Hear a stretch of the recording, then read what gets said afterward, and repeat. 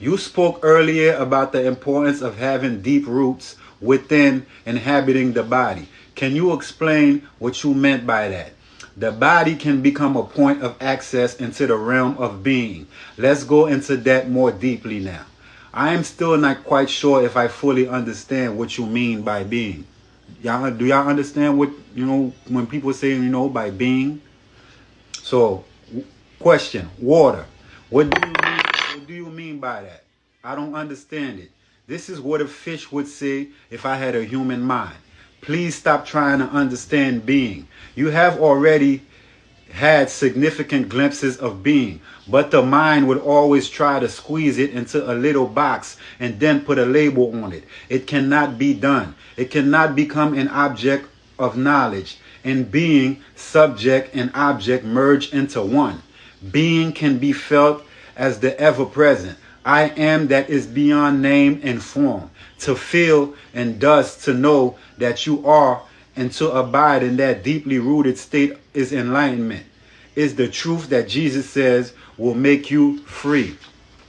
Free? Free from what?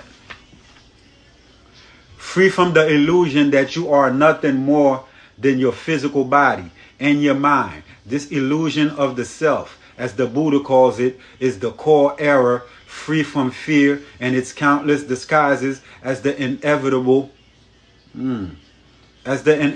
consequence of that illusion.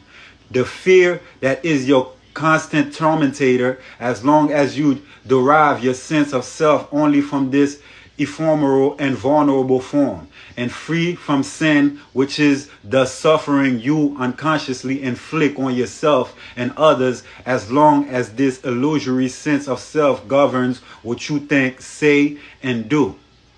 Look beyond the words. I don't like the word sin. It implies that I am being judged and found guilty. I can understand that.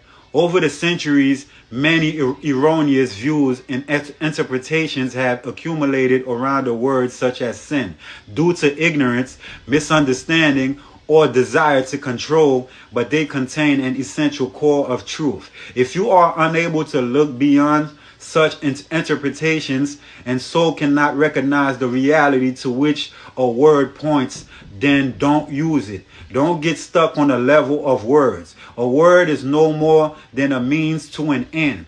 It's an abstraction. Not unlike a signpost, it points beyond itself. The word honey isn't honey. Interesting. The word honey isn't honey. You can study and talk about honey for as long as you like, but you won't really know it until you taste it. After you have tasted it, the word becomes less important to you. You won't be attached to it anymore. Similarly, you can talk or think about God continuously for the rest of your life, but that does not mean you know or have even glimpsed the reality to which the word points. It really is no more than an obsessive attachment to a signpost, a mental idol.